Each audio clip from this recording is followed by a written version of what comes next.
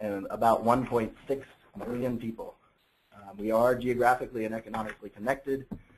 Our commuting patterns indicate this with most of the folks on those community. You look at that map that's there on your screen, most folks in those surrounding areas commute into Forsyth and Guilford County in general. We are identified as one of the 7 economic development regions in North Carolina by the state. This regional sustainability project is community-based. We are doing our best to get as much input from the community as possible in all of the different sectors we're looking at, whether it be green infrastructure, housing, or any number of sectors. We also look at climate adaptation as well. This grant is $1.6 million from HUD, basically $1 per person for our region. The partners, the main 2 partners in this project that run the project are the Piedmont Authority for Regional Transportation and the Piedmont Triad Regional Council. Other partners within the Green Infrastructure Work Group, or participants in the Green Infrastructure Work Group, you can see their logos here on this slide. I won't go through them all, but it's a pretty good group of both state agencies and local municipalities and a couple of nonprofits thrown in there. This project, when we first went out to the public to get public input, we did it by taking data that the work groups prepared in the first few months and presenting it to the public in public forums, 1 in each county, except for Guilford. We had 2 because of the 2 large cities in Guilford. And we wanted to get responses back from the folks in those public forums about what they thought the top strengths and challenges of the region are. And what you see here are both the top 5 strengths and the top 5 challenges that were that these public forums came up with. And highlighted are those that I feel are very closely related to green infrastructure in this region. Farming and viticulture is one of the top strengths identified, scenic and recreational resources. And the top challenge that's identified as that I feel is pretty connected to the green infrastructure is healthy community design. Now, you can argue that all of these challenges and strengths are somehow connected to green infrastructure, but we're not going to do that. But really, they are if you really think about it. All right. And from those strengths and challenges that we got from their public forums, we took that and crafted what we called reasons to care. And there were 2 reasons to care that focused on a combination of green infrastructure as well as other sectors like healthy community design and development patterns and whatnot. Those 2 reasons to care are listed here. The region's natural resources, one of its strengths, are frequently threatened, and the triad is losing working lands, which are both farms and forestry lands, at an alarming rate. And local processing and distribution infrastructure is lacking here. One of the points I want to make here is the loss of farmland, working lands in the Piedmont Triad from 2002 to 2007. That was 215 square miles of farmland, which is basically the size of Davie County over that 5-year period. Okay, with this, I'm going to turn the program over to Lisa Regal to talk about what green infrastructure is. Thank you, Kyle. So as part of the Green Infrastructure Work Group, we want to communicate the importance of integrating green infrastructure into community design. When you think about a community and how it looks, you think of the gray infrastructure, which is the roads, the buildings, the water lines, the sewer lines. But in order to have a healthy and sustainable and vibrant community, green infrastructure integration is important. And what do we mean by green infrastructure? I'm going to first give you the official definition and then some examples to better clarify that. So we have this work group of experts in the area, looked at many different definitions which are all pretty similar, and this is the one that we settled on. I'm just going to read it. Green infrastructure refers to an interconnected green space network, including natural areas and features, public and private conservation lands, working lands with conservation values, and other protected open spaces that is planned and managed for its natural resource values and for the associated benefits it confers to humans. So you can imagine with that definition, it's going to look very different in rural and in urban areas. And the diagram on the left shows that in rural areas, you can think of larger core swaths of open space like farms and forests, but it's important to remember that in order to have the maximum value of these natural resources, it's important to connect them and have corridors, for instance, for wildlife habitat migration. And then in urban areas, it might look more like building vegetated strips or riparian buffers along your streams.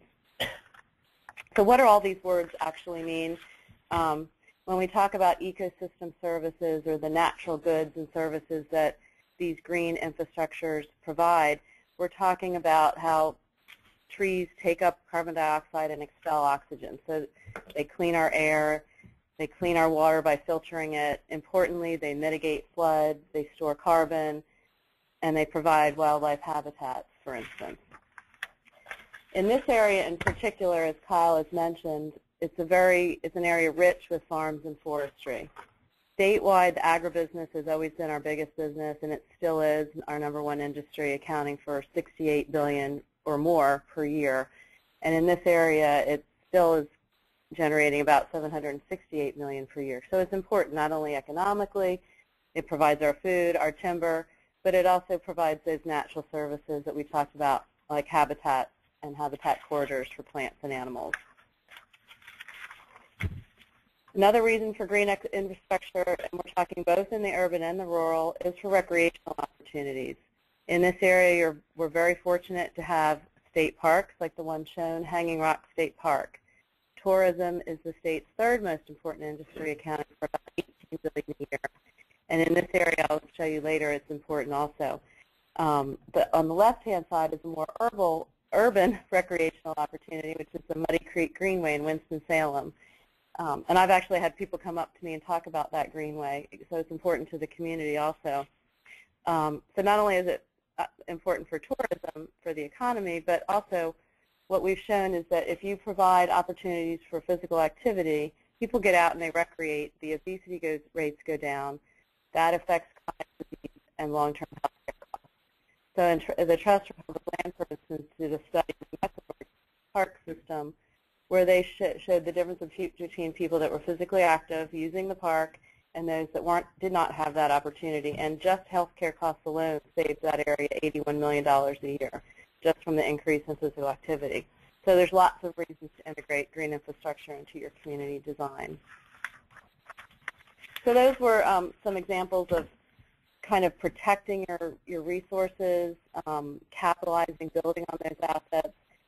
When you think about urban green infrastructure, sometimes it's going to mean investment, construction, managing your stormwater. Here are some pictures of some of those assets, some of those activities. On the bottom right-hand corner, you can see the main parking.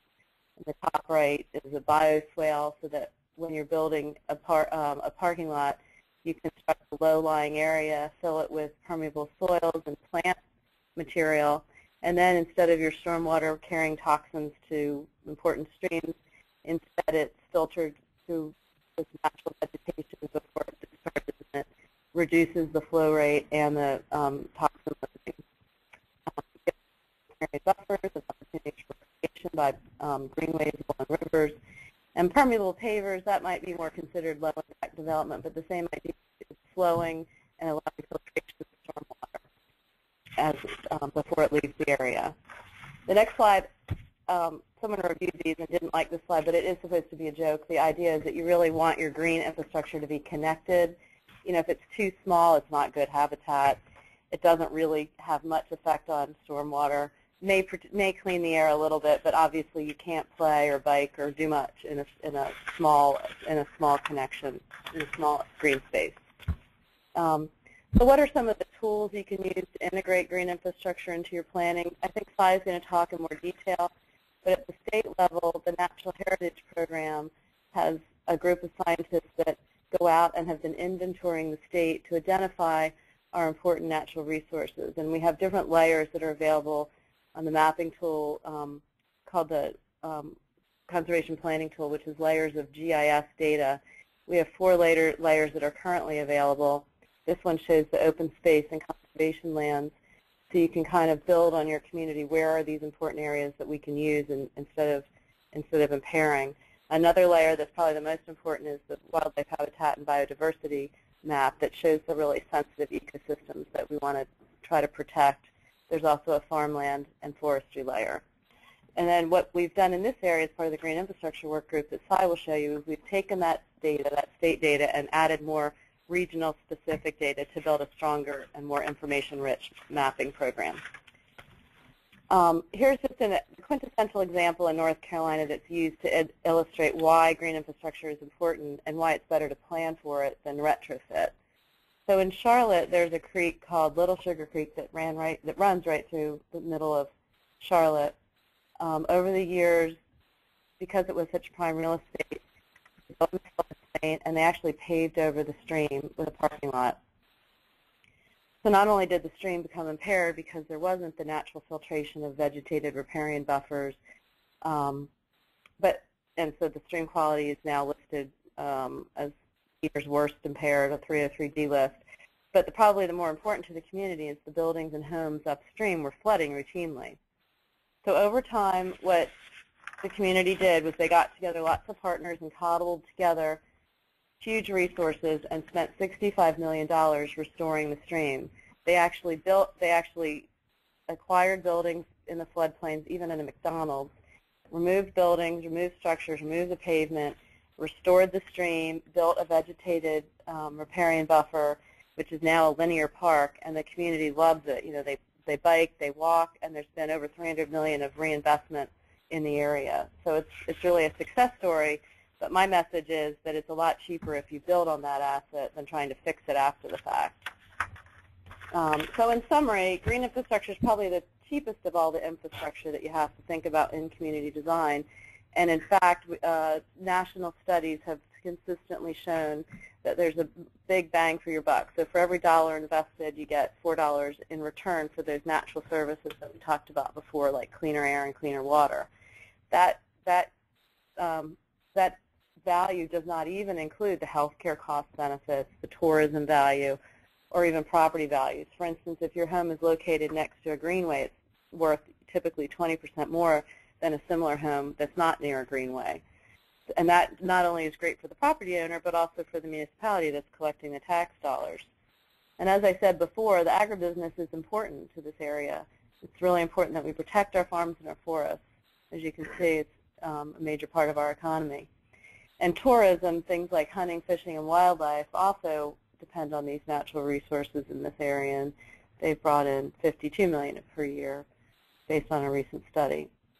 So in all, just there's a good return when you think about green infrastructure, and we encourage you to integrate it into your community planning.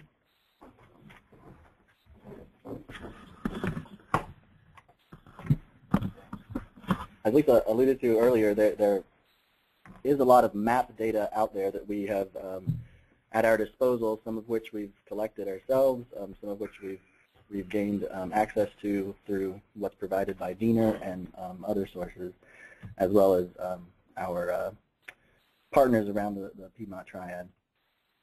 So you look at this map here. This is the map that we produced for the public forums that we did about a year ago now, and it's kind of hard to read the map. There are so many different colors, so many different what we call polygons or little splotches there that you see all across the map, indicating where we have our, much of our green infrastructure. Now imagine the fact that when you look at this map and how hard it is to read, know this, that not all of the green infrastructure is shown on this map. We had to cut back because it was too difficult to read if we tried to show as much as we could. So not all is shown, and what is shown is not shown to the extent that it actually is out there in real life. So we need to figure out a way to handle that data and present it more clearly to the public in our final products. Part of what we wanted to do, though, was to find out what the public thought. So we decided we needed to have a survey to help us figure out how to manage that data and how to sort of rank that data as we went forward. So the online survey we put out was available for anyone to take. We tried to distribute it as widely as we could, and we had a very good turnout, a very good response rate for that survey. Of course, we would like to see more, and I will talk a little bit more about that later. More responses, I mean. So first off, a little bit of the background questions that we asked. We wanted to find out how knowledgeable the public is of what green infrastructure is. So we started out with the definition of green infrastructure, and then we asked folks, well, how familiar were you with that term and what it meant before you read it? And what we found was that a pretty good majority, 63%, not a vast majority, but it's pretty good, were familiar with green infrastructure and what it meant at varying levels, somewhat familiar and very familiar. Otherwise, it was a pretty sizable minority of 32% that didn't know much of anything about green infrastructure. So we have a lot of educating that we need to do, which we pretty much anticipated.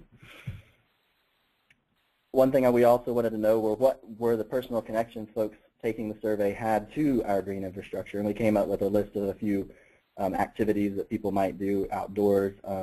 We also put in an other category so folks would list things that we had forgotten. What you see down there at the other category, I listed a few of what people plugged in: health advocate, land steward, animal lover, pedestrian advocate, gardener.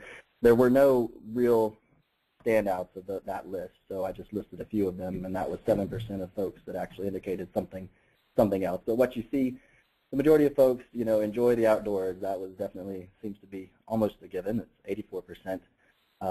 Otherwise, participation in outdoor sports and hiking or outdoor, being an outdoors person, camping, that sort of thing came in pretty high. We also wanted to know where folks taking the survey live. What type of a living arrangement do they have? Do they own their own land, a house?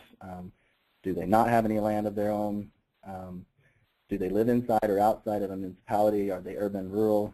Basically, what we found that most of the participants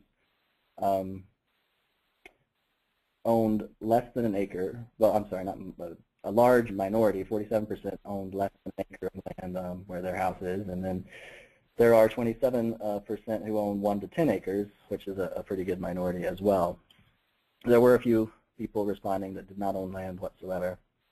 Most respondents live in a city, town, or village. A moderately large minority. Oh, I just mentioned that. Sorry. So basically, moving on. The distance to outdoor recreation was something as well. First, the distance to outdoor recreation. We did not define what outdoor recreation activities are. We let this be the respondents' own responsibility to define for themselves. We found that a small majority were able to take advantage of outdoor recreation within a relatively short 5 miles or less from their home. When we take the responses to this question and filter them by whether a person lives within a municipality or not, whether they're urban or rural, we found that a sizable minority of urban dwellers who responded to the survey, 48% of them, generally travel more than 5 miles from their homes to take part in recreational activities. And only 5% of urban dwellers generally find outdoor recreation on their own property adjacent to their homes. This was 35% for rural respondents to the survey. So that's a big difference. 5% of urban dwellers actually had enough space or the desire to recreate in the outdoors adjacent to their own home, in their own yards or whatnot, whereas 35% for the rural population. Now the next 2 slides are the real meat of the survey. We wanted to know much more about the values of Piedmont Triad residents when it comes to green infrastructure. What are the green infrastructure features that they feel are important? We asked participants to rank each of a list of green infrastructure assets, features, and uses separately on a 5-point scale from not important to very important. On the chart you see here, the figures indicate the percentages of respondents who considered the corresponding asset, feature, or use as either important or very important. The chart shows that only one use of our natural resources received a small majority, and that was the use down at the bottom of the list, mining, with only 55% of folks saying that that was important. Of all the other assets, features, and uses, the list received a fair majority. What is interesting about this chart to look at is the relative percentages between the different assets, features, and uses. The assets connected to water supply and water quality, as you see, tended to be in the 90s, get percentages in the 90s, floodplains, riparian zones, clean water for recreation, water supply watersheds. They all received quite a bit of support. But then when we move down a little bit further and you see stormwater management and construction of stormwater control measures, which also are very important to water quality, they actually drop into the 80% percentage range. So that's an interesting little tidbit there. It's also very interesting to look between the rural and urban respondents and how they stacked up. Highlighted in red are all those responses where the difference was at least 5 percentage points, and then bolded of those red highlighted responses, those are the ones that received, they were even more than 6 percentage points difference in what the urban or rural folks responded.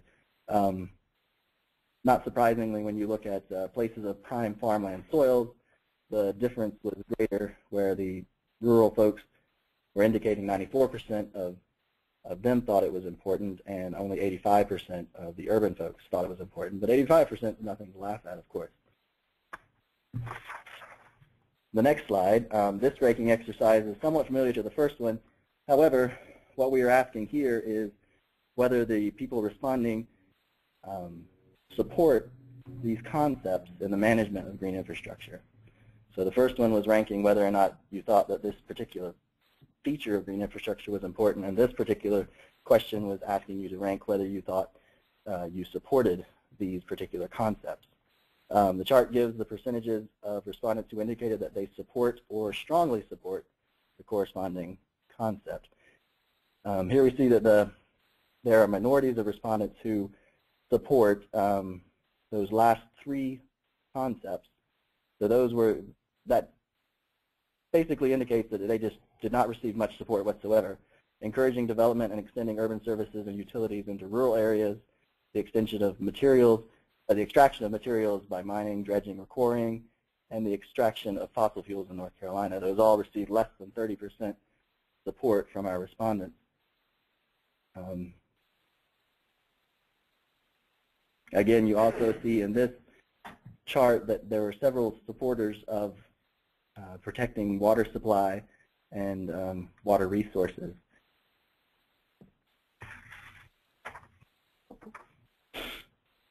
And the last question that I wanted to mention that we asked folks was about their professional life, so that we could get an idea of who was responding to the survey. What we found was that the majority of respondents were actually government employees.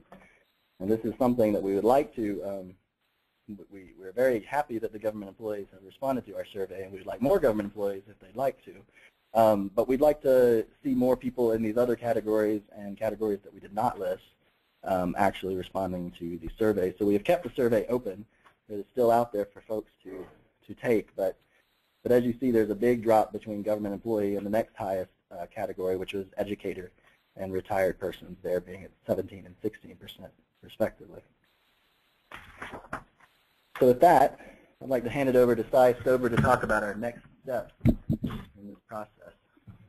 Right. So Kyle set me up very well to talk about the consequences of the survey data, and really why it's important that we cast a wide net when we're surveying and making sure that we get a representative sample of the region to inform how we provide a green infrastructure network for today and tomorrow's triad. And real briefly, I want to talk about the model that we're going to be moving forward, and that is a model that was developed by Land of Sky Council of Governments in Asheville called the Linking Lands Model. And it is GIS, which is just a computer modeling system, uses a lot of different data from different sources. All of it is publicly available. And things like satellite images, as well as a lot of the data that you've seen so far on the maps. But it uses them to identify, evaluate, and prioritize important natural resources required to maintain healthy and sustainable ecosystems. But the important thing is that this value of, what is an important natural resource and how it is prioritized was determined in the land of sky model by the public. And so that's important to us, and that's really the purpose of this survey. It's a referendum on green infrastructure in the region, but it's also going to provide us with guidance on how we're going to protect and work with the other work groups to move forward for a sustainable triad in the future. So we have tools available, as Lisa mentioned, and I'll be going into a little bit more detail. The State Natural Heritage Program provides a conservation planning tool, and Mike Schafley and Allison Schwartz-Weekly have been working very hard on keeping that data set very current and keeping that in our view and as part of our conversation and in planning for green infrastructure into the future. Wildlife Resources Commission has also developed a green growth toolbox that's a combination of model ordinances and policies, as well as some very clear-cut and simple planning tools that you can work with elected officials and the public at large on how you can move forward with development while protecting your natural resources at the same time. However, we're going to be moving forward with this more complex, I'd have to say, maybe not more complex than the conservation planning tool, but very complex model that's focused in our region. The land of sky linking lands model focused on 3 primary assessments. There were sub-assessments within each one of, or for a couple of these, but ultimately there's a water resource services assessment, an agricultural assessment, and a biodiversity and wildlife habitat assessment. And in reviewing what we have in our region, our water resources are plentiful. We have we have a lot of water, and a lot of it is of good quality. However, we also have over almost 600 impaired stream miles in the region. We also have over 30,000 acres of impaired waters, and these are for a variety of reasons. What we see here are the fecal impacts and the turbidity impacts to our waters. These come from a variety of sources, but mainly development and agriculture. We also are dealing with nutrient-sensitive waters draining into Jordan Lake, so we have to manage our nutrients going into those waters.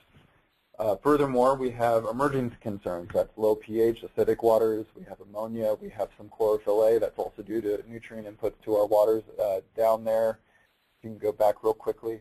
On the southwestern side, you see High Rock Lake. That's an emerging concern, similar to Jordan Lake, where we're trying to combat eutrophication and with local watershed planning as well as regional solutions. And then you have the urbanization impacts, where you have failing biological communities. A lot of these streams are in urban communities or immediately outside urban communities, and there's a reason for that, and we're trying to address those as well. And then you have industrial legacies, and this is PCBs. You see Lake Tillery down there in the southwest, as well as zinc and copper. And the state is, these are challenges for the state. These are challenges for us. These are industrial legacy is something we've been dealing with for decades, and we intend to in the future. So once again, revisiting the impaired waters, this is what we have to deal with. We also have our assets, our high-quality waters in the region that we need to make sure we move forward and protect in the future. And we're going to be using the input from the survey to evaluate that and really rank those relative to the agricultural resources, which I'll be getting to, and the biodiversity resources, which I'll be addressing last in my part of the presentation. So this is the high-quality waters once again. So you see what we have, and if we go back one slide, you see what our challenges are to address in the future. So moving forward, I'm sorry, and the way that we intend to do this, no, you're right, is the PTRC has developed a watershed prioritization assessment. It uses an enormous amount of data that's all publicly available and crunches them into a GIS model. We have collaborated with the Triangle J Council of Governments to do this for the Upper Cape Fear River Basin. We do it on a highly digital, highly local scale. And if we go to the next slide, we do it for conservation purposes to evaluate how land use affects water quality and how we can tie how land use and water quality are linked.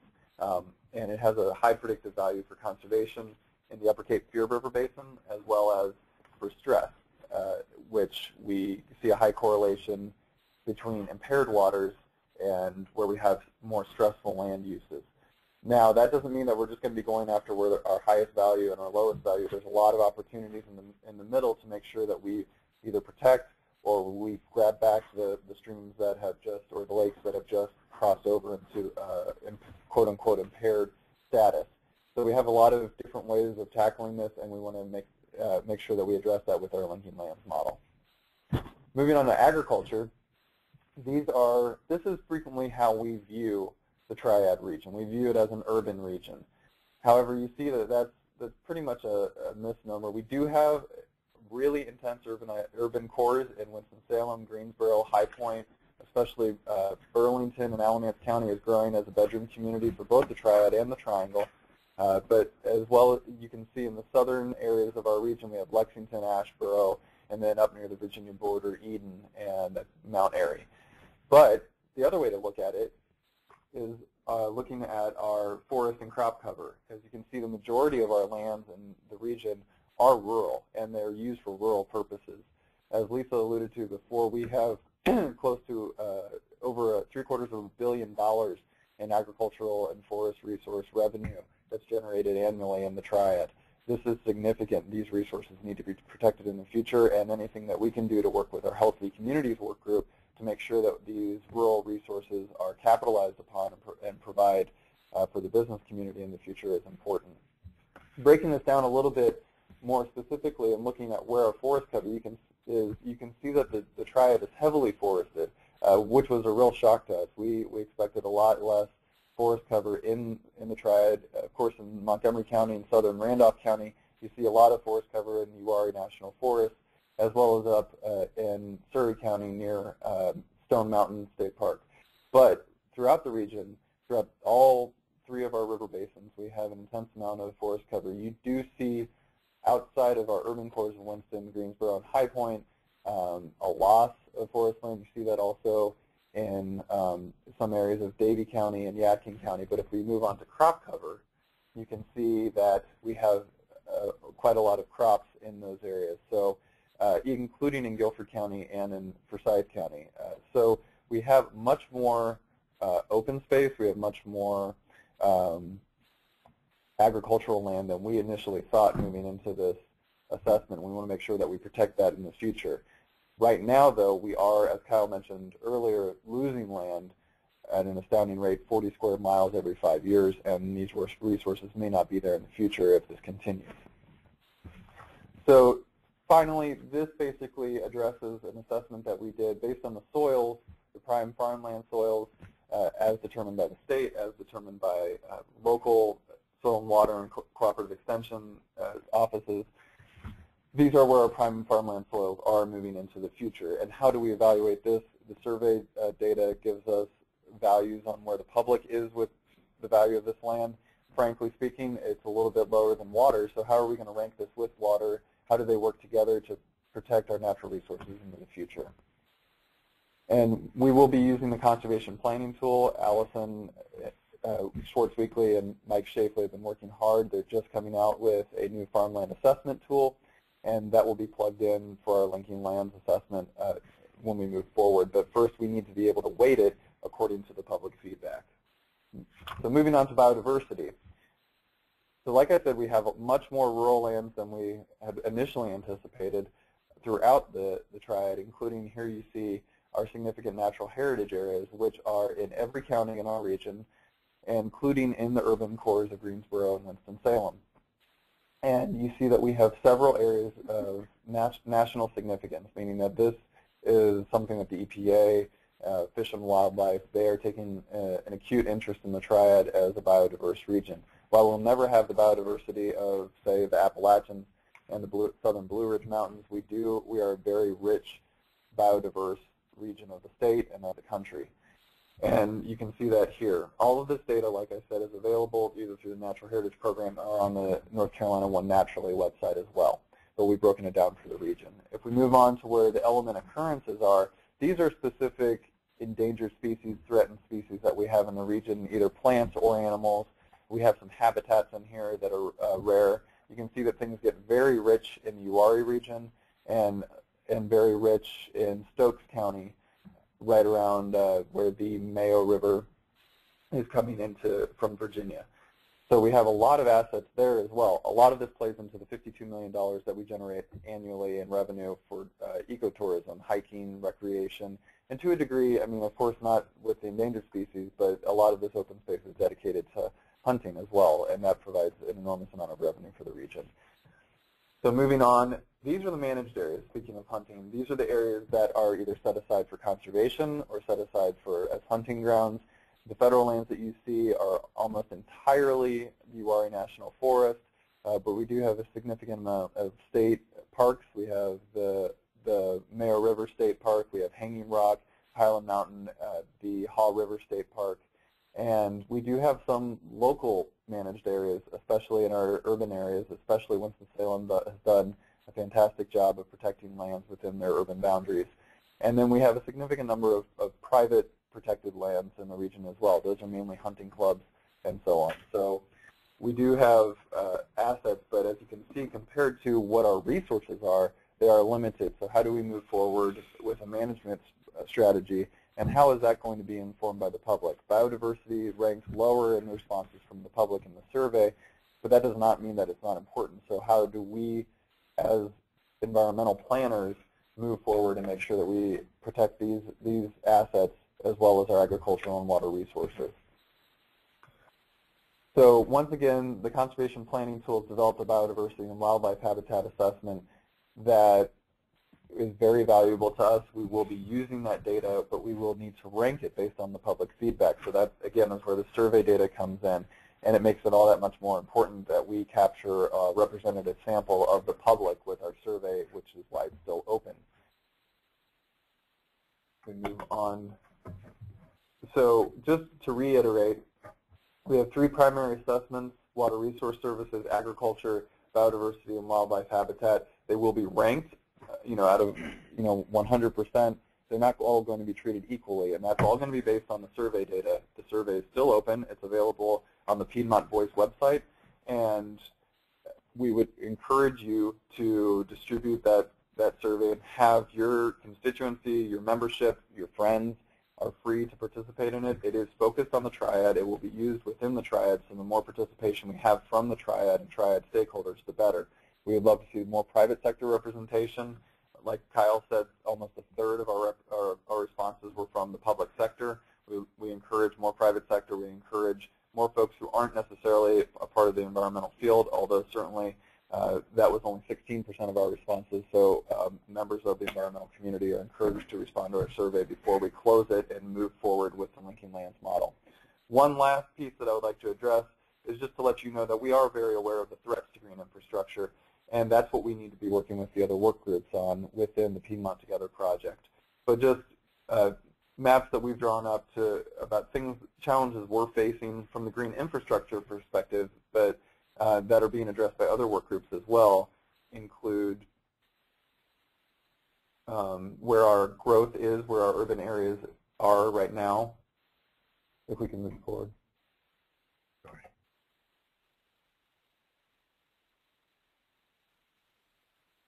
So once again, going back to the slide of the green infrastructure network that we have now and looking at what our assets are now, if we look at what our challenges are and what we're calling threats,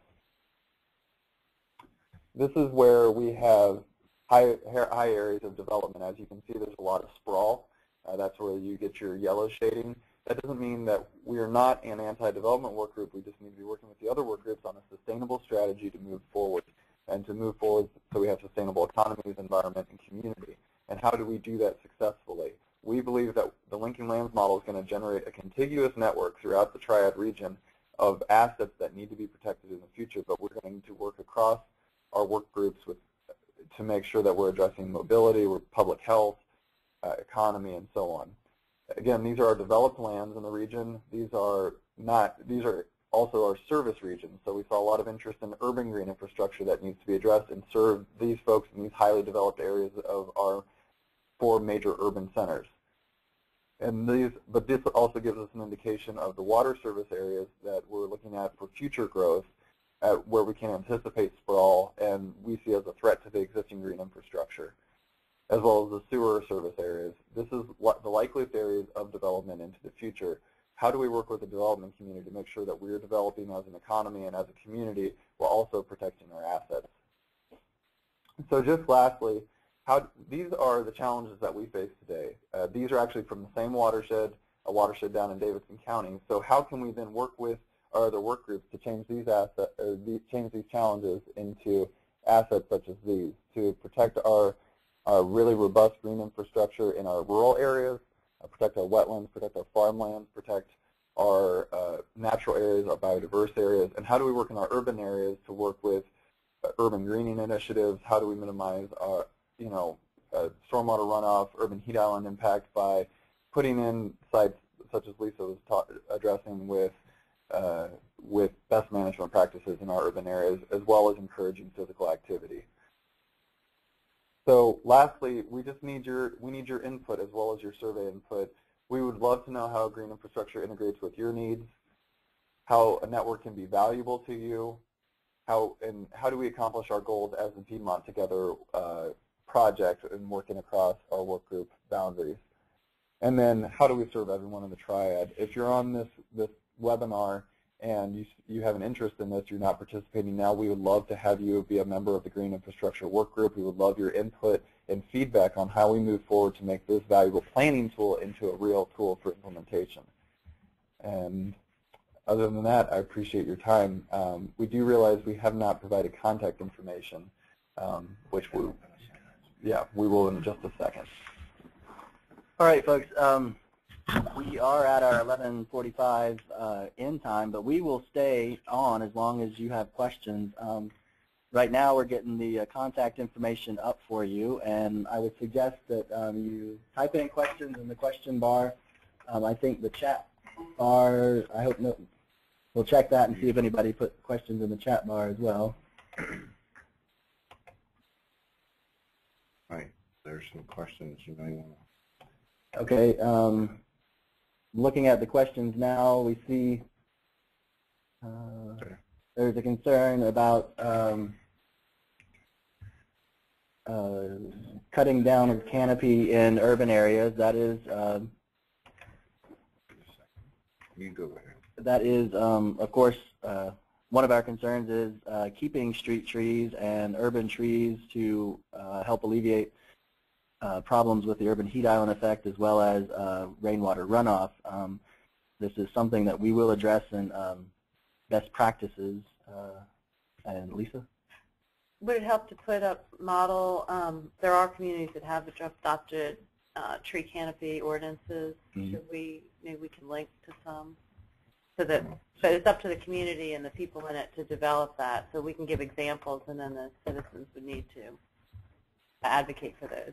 Yes, and along those lines, I know that this is a hot button issue in Greensboro right now that the City Council and the community is addressing. The examples that they're drawing on from places like Raleigh and Charlotte are very good model ordinances for guidance. I would also encourage you to reference Hickory and how they've approached tree protection as well as urban tree restoration. They've done a very good job there and made it very easy for the development community to meet those and develop a relationship with Duke Power that's been productive. I see another question here about slide that I can edit. The parking requirements for new construction is something that someone mentions as a concern, and that also falls under the idea of putting together best practices as a recommendation policy document. That is something that the work group is considering. It's something we need to work on within the next year or so. Sometimes it requires ordinance changes too. Mm.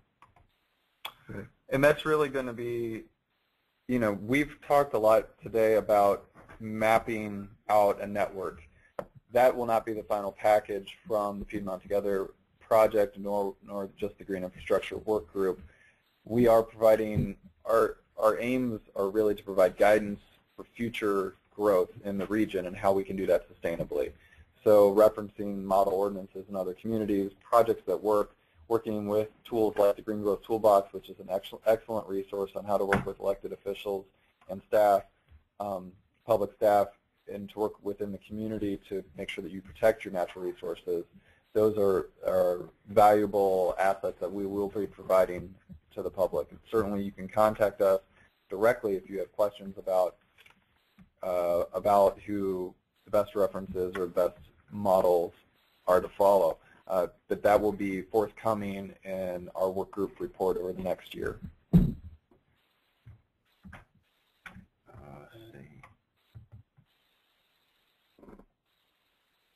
Right. Burlington. Yes, there's a question about anyone working with Burlington on developing Burlington's stormwater management plan. The Piedmont Triad Regional Council has a program called Stormwater Smart, which is available at you can access at stormwatersmart.org. That program works hand in hand with the Burlington Stormwater staff. If you have any input that you would like to contribute to that process, you can communicate with the Stormwater Smart staff. You can also communicate directly with the city staff.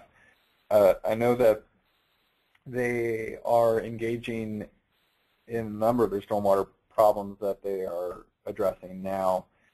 Without any more details, though, there are a number. I know they built a large bioretention cell in a residential neighborhood over the summer.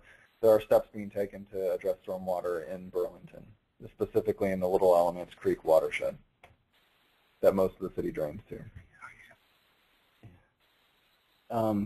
There is a comment there I see from the Piedmont Environmental Alliance commenting that it would be a great place, to be during Earth Day fairs, especially theirs, to have a table and share this education material with folks, and that is correct, and we hope to actually be there at the Piedmont Earth Day Fair in Winston-Salem, as well as sharing information at other Earth Day Fair events if we can. I think the students are joining in. What are the questions? Actually, they want to email their questions or I want to thank the UNCG students, the class that has signed in and listening in today. The indication is that some students have written questions. Can you type them into the question bar? or email. Or you could email it to us. You can see that we do have the email addresses for all three presenters up on the screen right now. And as we said earlier, we do invite you to visit Piedmont Voice. It's www.piedmontvoice.org. And on that website, you can get to our survey by clicking the links that are there. It's fairly straightforward. If you would like to peruse the Piedmont Voice website even further, there are a lot of other topics and ideas that are being shared there, and that you can use that website to share with us. Again, that's piedmontvoice.org. You can also send an email to any one of the three of us, and we can connect you with those other resources. That's their question, Kyle. Okay, we see a question here from some of the UNCG students. Tell us what we as citizens can or need to do to make change, especially for those of us who cannot support financially, but see the need for improvement. We feel overpowered by big businesses and politicians. What do we do?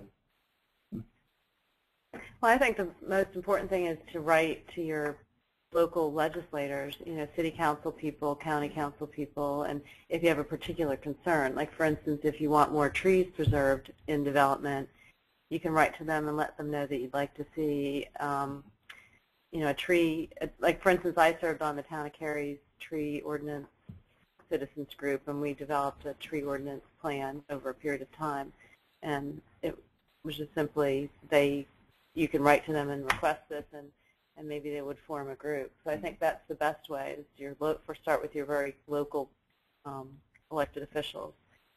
Right. And they often feel very interested, and they want to hear from their people. Mm-hmm. Another way of supporting these efforts is actually taking part in things like our survey that we have online, letting us know what you think about the preservation of green infrastructure, as well as signing up for Piedmont Voice and joining a work group if you can. Those sort of things are things that you're able to do without too much financial strain. Work groups are easy to join as far as you don't have to even be face-to-face for the meetings of many work groups of different community activities. Especially at a regional level, we make it possible for folks to call in to meetings instead of having to drive halfway across the region to a meeting.